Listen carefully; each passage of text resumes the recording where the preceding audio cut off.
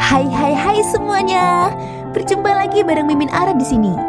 Ara ucapin terima kasih banyak ya atas support dan kesetiaannya sampai sejauh ini. Dan Ara tidak akan bosan-bosan minum pil tingkat dewa agar kembali kerja membawakan episode-episode berikutnya dari BTTH Keabadian Kaisar. Pokoknya jangan bosan-bosan untuk mengikuti kelanjutannya. Kalau tidak, Ara akan membuat kalian tidak bisa tertawa atau menangis. Let's go. Mari kita masuk ke ilusi seni radionya. Halo Sobat Nova semua, balik lagi bareng Ara yang manis sebenua dewa. Malam ini Ara akan bawain BTTH Benua Dewa beberapa episode yang paling terakhir ya. Oke lah gas, langsung ke alur ceritanya. Di cerita sebelumnya, Xiaoyan tengah mengobrol dengan putrinya Xiao Yueli. Xiao Yueli sangat ketakutan jika Xiaoyan meninggal. Emosinya tak terbendung, sehingga dia terus menangis. Setelah menenangkan Xiao Yueli, Xiaoyan bersama tim Fearless akhirnya minum anggur bersama. Merasakan momen ini, Ye Beijing sangat terharu dan merasakan kehangatan yang telah lama tidak pernah dia rasakan. Jika kalian semua mati, maka apa gunanya aku hidup? Saat itu aku akan bereinkarnasi bersama kalian dan memulai semuanya dari awal, ucap Ye Beijing. Pada saat ini Xiaoyan mengangkat cangkir anggurnya dan tertawa terbahak-bahak. Entah karena pengaruh minuman anggur atau karena hal lain, Xiaoyan nampak gila sekarang. Sehingga suara tawanya terdengar lepas, namun di balik tawa lepas itu matanya perlahan berair. Hampir saja aku melupakan kalian. Kakak pertama, kakak kedua, ucap Xiaoyan sambil tersenyum pahit. Sekarang Xiaoyan tidak lagi memiliki ayah ataupun saudara. Hidupnya terasa hampa dan flat, seperti arus sungai yang mengalir tanpa arah, dan semua kenangan masa lalunya bagaikan mimpi yang perlahan memudar. Malam itu dia minum hingga mabuk. Anggur yang diminumnya bukan hanya untuk melepas penat, tetapi juga untuk melegakan gejolak di hatinya yang selama ini terikat dalam kesedihan. Ketika terbangun, Xiaoyan memijat kepalanya yang terasa berat. Dia tidak tahu sudah berapa lama dia tertidur. Efek minuman anggur yang tersisa di tubuhnya juga perlahan menghilang. Di sekelilingnya tim Fearless masih tertidur di atas meja. Wajah mereka kemerahan seolah masih tenggelam dalam mimpi yang tak bisa mereka tinggalkan. Di dalam mimpi, kita masih bisa bersenda gurau, ucap Xiaoyan. Kemudian Xiaoyan dengan lembut melepaskan tangan Xiaozan yang tertidur di atas bahunya, dan dia masih terlelap. Sementara itu Ratu saat ini duduk di samping Xiaoyan. Ia menyiapkan teh panas untuk Xiaoyan, seolah-olah sudah memperkirakan kapan Xiaoyan akan terbangun. Ratu segera menuangkan secangkir teh ke arah Xiaoyan, dan ia berkata dengan nada yang lembut, "Minumlah teh hangat ini." Xiaoyan mengangguk sedikit, entah mengapa kehadiran Ratu selalu membuatnya merasa tenang. Seolah selama dia ada, tak akan ada bahaya yang mengancamnya. Xiaoyan segera mengambil cangkir teh yang disajikan oleh Ratu. Seketika aroma teh yang harum memenuhi ruangan. Dia menyesapnya perlahan, lalu menghabiskannya dalam sekali tegukan. Rasanya lebih baik sekarang, ucap Xiaoyan lirih. Ratu tersenyum mendengarnya. Ia tersenyum menawan tanpa sedikit niat tersembunyi di dalamnya. Terima kasih Ratu. Xiaoyan membuka matanya dan menatap wanita di depannya. Kemudian Ratu berkata, "Setelah ratusan tahun kita akhirnya bertemu lagi. Kenapa sekarang kau masih memanggilku begitu? Apakah identitas kita sudah begitu berbeda sehingga kau tidak bisa memanggilku dengan namaku?" Ratu mengerutkan bibirnya. Ia tampak sedikit tidak senang. Ratu adalah gelar yang diberikan oleh dunia, bukan yang kupilih sendiri. Aku tidak ingin kau memanggilku begitu. Xiaoyan terdiam sesaat. Dia memang terbiasa memanggilnya Ratu sebagai bentuk kesopanan, tetapi sekarang setelah melihat wajahnya yang sedikit merajuk, dia hanya bisa tersenyum masam. "Aku sudah terbiasa," Xiaoyan berkata pelan dengan tak berdaya. "Panggil aku Nanfu. Jika tidak, aku akan marah." Saat mengatakannya, Ratu menatap Xiaoyan dengan serius, hingga Xiaoyan hanya mengangguk pasrah. "Baiklah, mulai sekarang, aku akan manggilmu Nanfu." Xiaoyan menggaruk kepalanya. Seketika wajah sang ratu berseri, dan ada senyum manis yang terukir di bibirnya. Namun ekspresi santai itu segera berubah saat dia kembali menyesap tehnya, dan dengan suara lembut berkata, "Jadi pada akhirnya kau membunuh Zhang Mixi dengan butianjingmu kan?" Ratu mengambil cangkir tehnya, lalu menyesapnya. Ia mengatakan sesuatu yang mengejutkan Xiaoyan. Jelas Xiaoyan terkejut saat mendengarnya. Kata-kata itu seperti badai yang menghantam jiwa Xiaoyan. Tetapi bagaimana mungkin Ratu bisa tahu? Bukan hanya tentang keberadaan Butianjing, tetapi juga bagaimana dia menggunakannya untuk membunuh Zhang Mixi. Dalam sekejap Xiaoyan merasakan hawa dingin menyelimutinya. Kecepatan Butianjing saat menyerang sangatlah cepat. Dan begitu selesai dia langsung kembali ke pagoda emas Zichen. Tetapi bagaimana mungkin Nanfu bisa mengetahuinya? Xiaoyan mengangkat kepalanya, tatapan penuh keterkejutan tidak bisa disembunyikannya. Sementara itu, ekspresi Nanfu tetap tenang. Dia mengangkat tangannya dan seketika sebuah batu pengubah warna muncul di telapak tangannya yang ramping. Ini adalah peninggalan dari zaman kuno. Jika aku tidak salah, namanya adalah Butianjing, bukan? Di saat yang sama pagoda emas Cican di dalam tubuh Xiaoyan bergetar hebat, seolah-olah sangat mendambakan benda yang ada di tangan Nanfu. Energi dari dalamnya juga beresonansi dengan Butianjing, sehingga menciptakan gelombang kuat yang hampir tidak bisa dikendalikannya. Xiaoyan hampir bisa memastikan bahwa kekuatan itu berasal dari lapisan ke-14 Ling Buyuan, atau mata air roh pemulih, dan berasal dari lapisan ke-15. Sejak mendapatkan Butianjing dari Iblis Tianwu, Xiaoyan belum pernah mempelajarinya. Ia bahkan tidak tahu apa yang sebenarnya tersembunyi di lapisan ke-15 dan mengapa Butianjing sangat diperlukan. Dengan penuh rasa ingin tahu, Xiaoyan menatap Butianjing yang ada di tangan ratu, dan ia bertanya, benda ini membuat Tianwu sulit dikendalikan. Meskipun kekuatannya meningkat pesat, tetapi pada akhirnya dia kehilangan kendali atas dirinya sendiri. Apakah kau tahu apa kegunaannya? Ratu segera menggelengkan kepalanya pelan. Aku tidak tahu pasti. Dahulu Butianjing ini pernah tertanam di dalam pedang Gu Songseng. Setelah dia gugur, pedangnya hancur dan hanya benda ini yang tersisa. Xiaoyan memperhatikan wajahnya yang sempurna, mencari jejak riak, tetapi dia tidak menemukan apapun. Seolah ratu memang benar-benar tidak tahu. Bisakah kau memberikannya kepadaku? Xiaoyan bertanya sambil menatap kristal Butianjing dengan penuh harap. Meskipun dia belum tahu kegunaannya, namun benda ini mampu membunuh kepala divisi penghancur. Jadi tentu saja benda itu bukanlah benda biasa. Ratu tersenyum, lalu mengulurkan tangannya dengan santai. Tentu, tapi apa kamu menginginkan lebih? Ada makna tersembunyi di dalam kata-katanya. Xiaoyan mengambil benda itu, lalu menatap sang ratu dengan serius. Nanfu, apakah kau menyukaiku? Ratu sangat terkejut saat mendengarnya. Dia tidak menyangka Xiaoyan akan menanyakan hal itu secara langsung. Setelah beberapa saat, bibirnya melengkung, membentuk senyuman tipis. Apa masih belum cukup jelas? Xiaoyan langsung menghela nafas mendengar jawabannya. Aku tidak mengerti. Kita berjalan di jalan yang berbeda. Meskipun di masa lalu pernah ada perasaan di antara kita, namun saat Yang Mulia gugur, semuanya sudah berakhir. Aku adalah Xiaoyan, bukan Yang Mulia Suzang. Dia menatap sang ratu dengan serius. Mungkin dia bertanya seperti itu karena merasa wanita ini terlalu baik padanya. Jika akhirnya dia menolak perasaannya, apakah itu tidak akan terlalu kejam? Setelah beberapa saat, ratu menghela nafas pelan. Aku berbuat baik padamu bukan karena sesuatu darimu. Aku hanya melakukan ini tanpa peduli apakah kau mencintaiku atau tidak. Tatapan matanya serius saat ia mengatakannya. Mendengar ini, Xiaoyan hanya bisa terdiam. Tidak bisa dipungkiri, ratu memang sangat cantik. Seorang wanita yang tiada duanya di dunia ini. Namun baginya, kecantikan bukanlah segalanya. Saat ini dia bahkan tidak bisa melindungi istri-istrinya sendiri. Jadi bagaimana mungkin dia melibatkan lebih banyak orang di dalam kehidupannya? Xiaoyan telah membagi hatinya ke banyak orang. Dia merasa itu sudah cukup dan tidak ingin ada yang lebih tersakiti karena dirinya. Mungkin sekarang kau tidak mengerti, tetapi suatu saat nanti kau akan mengerti dan kau juga akan menjadi seperti diriku. Untuk pertama kalinya, ada rasa getir di dalam senyumannya. Namun Xiaoyan tidak mau memikirkannya lebih jauh. Dia meletakkan cangkir tehnya dan bangkit lalu memberi hormat kecil kepada ratu. Apapun yang terjadi selanjutnya, itu bukanlah hal yang penting. Gumam Xiaoyan. Baginya yang terpenting sekarang adalah menyelesaikan urusannya. Setelah melewati 2 pertempuran hidup dan mati, dia memperoleh banyak hal. Namun masih ada banyak tugas yang harus dia selesaikan. Yang pertama adalah memeriksa keadaan pagoda emas dan melihat bagaimana kondisi boneka dewa asli setelah diserap dan dikirim ke lapisan ke-12 di ruang lingsu. Meskipun tubuh aslinya telah menembus tingkat kedua keabadian para dewa, namun tubuh fisiknya justru turun ke tingkat 3 bintang dewa asli. Jadi dia harus membangun kembali tubuhnya agar lebih kuat. Selain itu avatar dewa aslinya masih tertahan di ranah alam leluhur untuk waktu yang lama.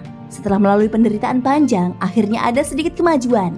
Meskipun dia masih belum bisa menembus ke tingkat alam kuno dewa asli, berdasarkan yang dia ketahui, alam leluhur dewa asli setara dengan tingkat keabadian para dewa. Namun jika melihat pertempuran sebelumnya, kemungkinan besar bisa melawan tingkat keempat ataupun kelima. Mungkin setelah mencapai tingkat alam kuno, Xiaoyan bisa melangkah lebih jauh hingga bisa melawan tingkat ke-6 atau ke-7. Tapi ini hanyalah perbandingan kasar. Dalam pertempuran sebenarnya, segalanya tidak hanya bergantung pada ranah kekuatan. Pertarungan ini penuh dengan variabel. Di saat berikutnya Xiaoyan tiba di ruang tertutup di atas bahtera. Demi keamanan, dia dengan hati-hati menggunakan kekuatan jiwanya untuk memasang segel pelindung sederhana. Dengan satu kali ayunan tangannya, dia melemparkan tahanan roh keluar dari lengan jubahnya. Tahanan roh yang berukuran sebesar kepalan tangan melayang di depan Xiaoyan. Dengan mata yang masih mengantuk, dia perlahan membuka kelopak matanya. Sudahlah, Tidak perlu berterima kasih secara khusus kepada Tuan Gou ini. Bagaimanapun juga, kau telah menyelamatkanku sekali. Tahanan roh segera menjilat bibirnya, seolah-olah sedang menunggu ucapan terima kasih dari Xiaoyan. Jika aku mati, kau pasti akan ikut pergi bersamanya, ucap Xiaoyan sambil mengangkat alisnya.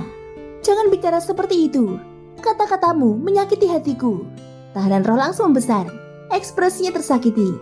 Kalau begitu, kenapa kau tidak membuka formasi sebelum aku terjebak? Tatapan Xiaoyan dipenuhi amarah dan dipenuhi aura membunuh. Melihat Xiaoyan marah, tahanan roh langsung menciut matanya penuh dengan rasa bersalah seolah-olah takut dihukum. Kau bilang kau setia, tetapi nyatanya kau bersekongkol untuk melawanku. Kau benar-benar tak berperasaan, ucap Xiaoyan. Setelah mendengar ucapan Xiaoyan, dia akhirnya tidak bisa menahan diri lagi. Aku selalu membalas budi kepada Tuan. Saat itu, situasi sangat rumit. Si bidibah Xuan King itu mengunciku. Aku sudah bersiap mengorbankan nyawaku untuk mengeluarkanmu dari sana. Setelah berkata demikian, dia terdiam sejenak. Xiaoyan terus menatapnya, menunggu tahanan roh melanjutkan kata-katanya. Namun Ratu menghentikanku. Dia memerintahkanku untuk tidak bertindak. Mendengar ini, ekspresi Xiaoyan tampak tenang. Sejak akhir pertarungan, setelah melihat kondisi Ratu, ia sudah mendebak hal ini. Semua yang terjadi mungkin bukan sepenuhnya rencana Ratu, tetapi dia pasti telah mempersiapkan jalur keluar bagi Xiaoyan. Bahkan kemunculan Goyan pun seolah sudah diperhitungkan sebelumnya. Setelah mendengar penjelasannya, Xiaoyan tidak bertanya lebih lanjut. Dia perlahan menutup matanya, kemudian memasukkan tahanan roh lagi ke dalam lengan bajunya dan tenggelam ke dalam pikirannya sendiri. Meski dia tidak bisa memahami sepenuhnya niat Ratu, dia sadar bahwa tidak semua hal perlu dia ketahui. Dia percaya satu hal, bahwa Ratu tidak akan mencelakainya dan bisa yakin akan hal itu. Dan tanpa sedikit keraguan dia merasa Ratu tulus terhadapnya. Bagaimanapun, dia telah merencanakan pertumbuhannya. Bahkan dengan paksa membuka jalan bagi kekuatan Xiaoyan. Di bawah bimbingan Ratu, kekuatan Xiaoyan terus meningkat selangkah demi selangkah.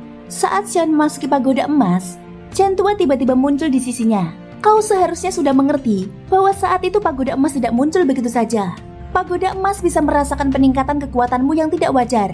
Jadi dia memilih untuk tidak merespon panggilanmu. Jantua menjelaskan dengan suara tenang. Sejak kemunculan kepala divisi penghancur, Xiaoyan sebenarnya sudah memahami alasan dibalik keheningan pagoda emas tersebut. Hubungan antara pagoda emas dan alam dewa kekacauan masih menjadi misteri bagi Xiaoyan. Tetapi dia yakin bahwa kedua entitas itu memiliki keterkaitan yang mendalam. Selain itu, pagoda emas tampaknya sangat takut terhadap alam dewa kekacauan. Dalam kondisi normal, pagoda emas itu seharusnya turun tangan untuk menyelamatkan Xiaoyan. Namun jika ia melakukannya, maka itu akan memancing kehadiran eksistensi yang jauh lebih mengerikan. Jadi pagoda emas lebih memilih untuk tetap diam. Xiaoyan memahami ini dengan baik. Dia juga tidak ingin berdebat dengan Jantua dan tetap menghormatinya. Sekarang kau telah berkembang. Kau bukan lagi bocah sembrono seperti dulu, ucap Jantua. Banyak hal yang kini bisa Xiaoyan pahami sendiri, bahkan tanpa harus mendengar penjelasan Jantua. Tak lama setelah itu, ia melangkah menuju ke lantai 12 di dalam pagoda emas. Begitu Xiaoyan memasuki ruangan, sebuah tinju besar melesat ke arahnya dengan kekuatan yang menggetarkan langit dan bumi. Tinju itu membawa kekuatan petir yang dahsyat dan hanya beberapa jengkal dari wajah Xiaoyan. Pemilik tinju tersebut adalah boneka dewa asli yang langsung menyambut Xiaoyan di ruang Lingsu. Jelas sekali dengan kekuatan yang dimiliki Xiaoyan saat ini, mustahil baginya untuk menahan boneka dewa asli. Namun ini semua sudah ada dalam perhitungannya. Qin Huanshen, apakah kau ingat dewa asli ini? Tanya Xiaoyan. Aku sudah mulai melupakan segalanya. Sebuah suara samar bergema di benaknya. Itu berasal dari sisa kesadaran Qin Huanshen yang dulu berasal dari dunia iblis kuno abadi. Namun kini kesadarannya semakin melemah. Qin Huanshen segera muncul tetapi tubuhnya nyaris menghilang. Seolah-olah sisa kesadarannya hampir sepenuhnya lenyap. Xiaoyan menatap boneka dewa asli di hadapannya yang sudah tidak bergerak. Saat kekuatan jiwanya menyapu tubuh boneka dewa asli itu, dia segera menyadari bahwa boneka ini ternyata sudah tidak dikuasai oleh siapapun. Tampaknya setelah memasuki ruang Lingsu, entitas ini telah sepenuhnya terisolasi dari dunia luar, sehingga koneksi yang dimilikinya sebelumnya akhirnya terputus. Bagi Xiaoyan, ini adalah kabar baik. Jika dia bisa merebut kembali boneka dewa asli ini, maka dia akan memiliki dua avatar dewa asli. Selain itu, boneka dewa asli yang ada di depannya ini jauh lebih kuat dibandingkan dengan yang pertama miliknya. Bagaimanapun boneka dewa asli ini telah mencapai setengah langkah alam kuno. Jika kedua avatar dewa asli ini dapat digabungkan melalui penggabungan tubuh, maka tubuh fisik aslinya mungkin bisa mencapai tingkat yang belum pernah ada sebelumnya. Bahkan dalam kondisi terbaiknya, dia mungkin bisa mencapai tingkat alam kuno. Jika itu terjadi, maka Xiaoyan akan memiliki kekuatan untuk bertarung melawan langkah kelima keabadian para dewa. Boneka dewa asli ini bisa dibilang sebagai salah satu keuntungan terbesar yang diperolehnya dari pertempuran sebelumnya. Namun tubuh boneka ini penuh dengan aura kematian, sehingga Xiaoyan tidak yakin apakah dia masih bisa merebutnya. Saat ini dia mengamati boneka dewa asli dengan seksama. Ruang lingsu di sekelilingnya juga tampak dalam keadaan kacau. Tetapi setelah beberapa saat segera pulih dengan sendirinya. Xiaoyan segera mengarahkan pandangannya ke sudut ruangan di sana. Hama darah raksasa dan Daji tampak menyusut ketakutan. Mereka meringkuk seperti makhluk yang baru saja mengalami penderitaan hebat. Xiaoyan mengulurkan jari dan ingin menyentuh bagian tengah alis boneka dewa asli. Dia berniat untuk memeriksa kondisinya lebih lanjut dan melihat apakah dia masih bisa dikendalikan. Namun tepat saat kekuatan jiwanya menyusup masuk, boneka dewa asli langsung bereaksi seolah-olah terkena sengatan listrik. Seluruh tubuhnya mulai bergetar hebat dan auranya menunjukkan tanda-tanda akan meledak. Xiaoyan segera menarik kembali kekuatan jiwanya dan mulai berpikir, seperti yang kuduga, ini gaya khas Taisu. Jika mereka tidak bisa memilikinya, maka mereka akan menghancurkannya, ucap Xiaoyan. Jika Xiaoyan tidak bisa mendapatkan boneka dewa asli ini, maka satu-satunya pilihan adalah menghancurkannya. Namun sebelum mengambil keputusan, Xiaoyan meminta Gouyan untuk memeriksanya. Setelah tahanan roh muncul di dalam ruang lingsu, dia segera memfokuskan kekuatan jiwanya pada boneka dewa asli. Setelah beberapa saat, dia menghela nafas panjang. Seperti yang kuduga, ada pembatasan kompleks di dalam tubuhnya. Itulah sebabnya saat kau mencoba menguasainya, dia hampir saja meledakkan dirinya sendiri. Tahanan roh kemudian mengalihkan pandangannya ke arah Xiaoyan. Aku bisa menghapus pembatasan ini, tetapi akan butuh waktu. Jangan keterlaluan, kita ini teman, kau bukanlah bawahanku. Sambil berkata demikian, Xiaoyan berpura-pura akan pergi. Melihat itu Gouyan langsung menariknya kembali. Aku tidak bilang aku tidak mau, beri aku sedikit waktu. Gouyan berkata dengan nada tidak sabar. Tanpa menunggu lagi Gouyan segera mengaktifkan kekuatannya. Segera cahaya biru berkilauan menyelimuti boneka dewa asli. Setelah sekitar setengah batang dupa, waktu berlalu. Tahanan roh akhirnya menghentikan prosesnya. Dengan ekspresi yang sangat serius, dia langsung berkata, ini bukan hanya batasan biasa. Di dalam tubuhnya, juga ada segel jiwa yang terhubung langsung dengan batasan itu. Jika aku memaksakan diri untuk menghapusnya, dia akan tetap meledak. Mendengar ini, Xiaoyan langsung mengerutkan keningnya. Hei, tunggu dulu. Ada sesuatu yang aneh di sini. Apa kau tidak menyadarinya? Tahanan roh segera menambahkan kata-katanya. Mendengar ini, Xiaoyan menatap boneka dewa asli sekali lagi. Setelah mengamati dengan lebih cermat, dia menyadari sesuatu yang tidak wajar. Dan proporsi tubuh boneka dewa asli ini tampak tidak seimbang. Jika hanya dilihat sekilas, itu tidak akan terlihat. Tetapi setelah diperhatikan lebih detail, ada sesuatu yang mencurigakan. Dengan ragu-ragu Xiaoyan mengurai pakaian boneka dewa asli dan menariknya ke bawah. Namun pemandangan yang dilihatnya langsung membuatnya terkejut. Tubuh ini ternyata bukan berasal dari satu dewa asli saja. Sebaliknya itu adalah hasil gabungan dari beberapa dewa asli yang berbeda. Kemudian dijahit menjadi satu menggunakan teknik rahasia Taisu. Mengetahui fakta ini, Xiaoyan merasakan kulit kepalanya mati rasa. Hal ini juga membuktikan bahwa Taisu memang pernah menjadi salah satu entitas yang menyerang dunia tanpa batas. Tetapi mereka gagal merebut kendali atas tubuh dewa asli. Dengan cepat Xiaoyan mengambil keputusan dan mengaktifkan pembatasan pada segel yang mengendalikan boneka. Jika pembatasan dipaksakan, maka gabungan tubuh boneka dewa asli akan langsung meledak. Namun jika tubuh ini tidak bisa diambil, maka itu akan sangat disayangkan. Setelah berpikir sejenak, Xiaoyan segera mendapatkan ide baru. Jika aku tidak bisa mengendalikan tubuhnya, maka aku bisa memanfaatkan dengan cara menyerap dan mengolah darah emasnya. Xiaoyan segera mengalihkan pandangannya ke hama darah raksasa yang masih belum sempurna. Jika dia bisa membuat hama darah raksasa menyerap darah boneka dewa asli, mungkin itu akan mempercepat evolusi menjadi hama darah raksasa yang sejati. Namun melihat sifat hama darah raksasa yang begitu liar, bahkan setelah berhasil terbentuk, kemungkinan besar makhluk itu tidak akan tunduk padanya dan akan sulit dikendalikan. Oleh karena itu Xiaoyan berpikir untuk menanamkan batasan pengendali di dalam tubuhnya, agar dia tidak mengalami situasi yang sama seperti boneka dewa asli sebelumnya. Dengan batasan ini selama hama darah raksasa menjauh terlalu jauh darinya, maka mekanisme batasan akan aktif dan meledak, sehingga membuatnya tetap di bawah kendalinya. Saat ini hama darah raksasa mengalami luka yang cukup parah dan tidak berani mendekat. Namun Xiaoyan berpikir bahwa jika dia sendiri bisa menyerap kekuatan ini, maka akan lebih berharga daripada membiarkan hama darah raksasa yang menyerapnya. Saat ini tubuh fisiknya telah jatuh ke 3 bintang, dan setelah mengalami berkurangnya jumlah bintang, kekuatan fisiknya jauh berkurang dibandingkan sebelumnya. Dia meyakini bahwa boneka dewa asli setengah langkah alam kuno ini mungkin bisa memperkuat tubuhnya kembali. Yang terpenting adalah tubuh utamanya. Tetapi jika avatar dewa asli juga bisa menyerapnya, maka itu akan lebih baik. Saat ini kekuatan avatar dewa aslinya juga telah meningkat pesat. Jika dia bisa mencapai setengah langkah alam kuno, maka itu akan sangat menguntungkan. Tanpa ragu tubuh asli Xiaoyan menghilang dari bahtera dan memasuki pagoda emas, lalu muncul dengan tubuh asli dan avatar dewa aslinya di ruang lingsu lantai ke-12. Dengan satu gerakan tangannya, api langsung menyelimuti boneka dewa asli dengan segel yang ditempatkan oleh Taizu. Xiaoyan berasumsi bahwa tidak mudah mengendalikan tubuhnya, apalagi tahanan roh juga sudah mencobanya, sehingga dia memutuskan membakarnya menjadi darah emas dewa asli yang bisa diserap. Segera api berkobar dengan hebat di dalam ruang lingsu. Tempat ini sudah seperti menjadi wilayah absolut Xiaoyan di mana dia bisa melakukan apa saja dan mengendalikan segala sesuatu di dalamnya. Karena itulah bahkan boneka dewa asli yang kuat pun tidak bisa melawan dan akhirnya dibakar hidup-hidup. Saat berikutnya api dengan berbagai warna membungkus boneka dewa asli hingga setes darah emas dewa asli terbentuk.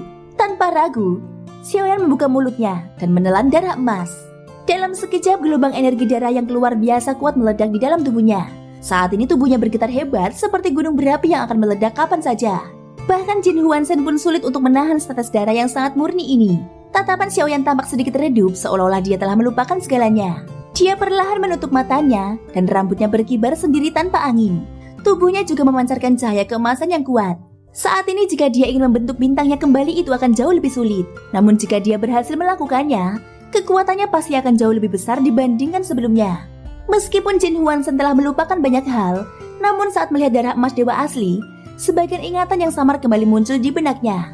Beberapa leluhur dewa asli setelah gagal menembus alam kuno, mereka tidak memiliki pilihan lain selain menggunakan metode ekstrim ini. Mereka menghancurkan seluruh bintangnya, lalu memulai kembali dari awal. Jin Huanzhen masih tampak ragu. Xiaoyan yang sedang menyerap darah emas segera bertanya kepada Jin Huanzhen, "Jika aku memulai kembali latihanku, apakah aku bisa menembus tingkat dewa asli alam dewa kuno?" Tanya Xiaoyan. Jin Huanzhen terdiam sejenak. Lalu ia menjawabnya, "Ya, tetapi memulai kembali bukanlah pilihan terbaik. Ini adalah metode terakhir bagi mereka yang tidak bisa menembus dewa asli alam kuno. Ini adalah cara paling konyol untuk menerobos. Tetapi efektivitasnya tidak bisa disangkal. Dengan membangun kembali fondasi peluang untuk menembus batas akan meningkat secara drastis. Namun metode ini juga memiliki kelebihannya sendiri. Jika seseorang yang memulai kembali latihannya bisa berhasil menembus dewa asli alam kuno, maka mereka dapat melangkah lebih jauh, hingga mendekati tingkat dewa surgawi." Jin Huanzhen tampak menggunakan sisa kekuatannya untuk berbicara dengan Xiaoyan, sehingga suaranya yang lemah dan nyaris tidak terdengar. Saat ini keadaannya sudah sangat kritis, dan tampaknya dia akan segera menghilang. Memulai kembali. Xiaoyan bergumam pelan, dia tidak bertanya lebih lanjut kepada Jin Huanzhen, karena Jin Huanzhen sendiri hanya bisa mengutarakan apa yang terlintas di benaknya. Xiaoyan hanya mengingat metode ini di dalam pikirannya. Tanpa seseorang yang membimbing avatar dewa aslinya, ia hanya bisa menggunakan metode latihan yang paling sederhana, yaitu dengan mengorbankan tubuhnya berulang kali. Jika bahkan cara ini tidak berhasil menembus dewa asli alam kuno, mungkin Xiaoyan akan mempertimbangkan metode yang dikatakan oleh Jin Huanzhen. Sementara avatar dewa aslinya menghancurkan bintangnya dan memulai ulang latihannya, Xiaoyan merasakan tubuh aslinya bergejolak. Meskipun darah dan dagingnya membekak karena energi yang luar biasa, dia masih belum melihat tanda-tanda terobosan. Sebaliknya dia hanya merasa bahwa setengah dari tubuhnya hampir meleleh karena energi yang terlalu besar. Jika tubuhnya diibaratkan sebagai wadah energi, maka inti esensi dewa asli ini memiliki kekuatan yang jauh melampaui batas.